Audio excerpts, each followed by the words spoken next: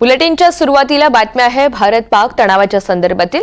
भारत आणि पाकिस्तान यांच्यामध्ये कोणत्याही क्षणी युद्ध छेडलं जाऊ शकतं अशी शक्यता व्यक्त केली जात होती।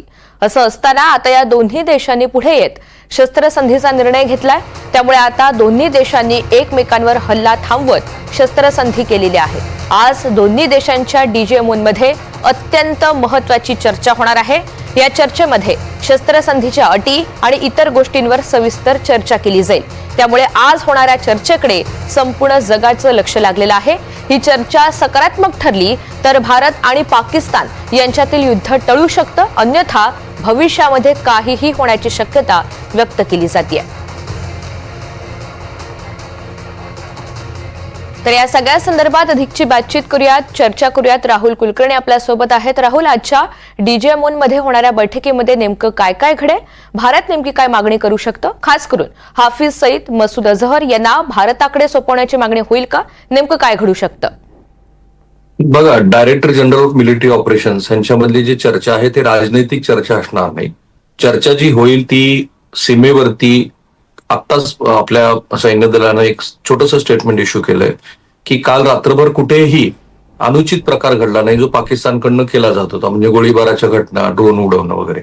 तर प्राथमिक चर्चा ही होईल की भारत आणि पाकिस्तान लगत असलेली जी LOC आहे, लाईन ऑफ ऍक्च्युअल कंट्रोल, याच्यावरती दोन्ही सैन्य दलांनी नेमकं वर्तन कसं करायला हवं, एक भाग। दुसरा भाग, जेव्हा अमेरिकेनं ही मध्यस्थी केली आणि त्यानंतर एक महत्वाचं वाक्य अमेरिकेच्या मध्यस्थीच्या आधी आलं होतं की दोन्ही देशादरम्यान संवाद व्हायला हवा आणि तो लष्करी पातळीवरती व्हायला हवा।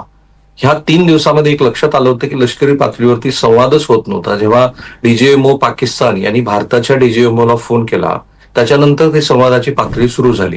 त्यामुळे संवादाचं मेकॅनिझम भविष्यामध्ये काय असावं, आता उदाहरणादाखल जेव्हा शस्त्रसंधी झाली त्याच्यानंतर पाकिस्तानकडनं ती शस्त्रसंधी मोडली गेली आणि त्यानंतर अधिकृतपणे आपण त्याला विरोध दर्शवला। अशी जर पुढे भविष्यामध्ये अनुचित घटना घडली तर त्याचं मेकॅनिझम काय असायला हवं, म्हणजे आंतरराष्ट्रीय सीमेवरती पाकिस्तानच्या लष्कराने कसं वर्तन करायला हवं अशी भारताची अपेक्षा असेल। भारतावरती कुठल्या अटी लादल्या जातील याची शक्यता फार कमी आहे आणि भारत ती स्वतःवरती लादून घेईल याची तर शक्यता अजिबातच नाहीये। जेव्हा पंतप्रधानांनी एक महत्वाचं आणि मोठं विधान केलंय, अगर उनकी तरफ से गोली आती है तो हम गोलों से तोफातनं आपण त्यांना उत्तर देऊ, हा एक भारताच्या आक्रमक भूमिकेचा भाग आहे। आता अटी कुठल्या असू शकतात की ज्या पाकिस्तानला हव्यात का? मुख्यत्वे पाकिस्ताननं विनंती केल्यानंतर अमेरिकेनं हस्तक्षेप केला आणि त्यानंतर भारतानं ती शस्त्रसंधी स्वीकारली।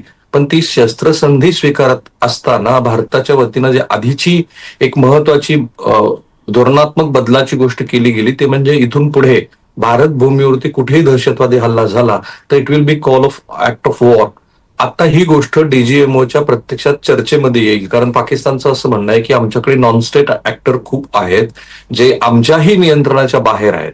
जर भविष्यामध्ये अशी कुठलीही गोष्ट घडली, पहलगाम सारखा अनुचित प्रकार करण्याचा प्रयत्न केला गेला तर त्यावेळेला दोन्ही देशाच्या संवादादरम्यानची गोष्ट काय असेल, पाकिस्ताननं अशा दहशतवादी हल्ल्याच्या आधी आणि नंतर कसं वर्तन करावं, अशा पद्धतीच्या लष्करी संदर्भातल्या अटी भारताकडनं निश्चितपणे घातल्या जातील।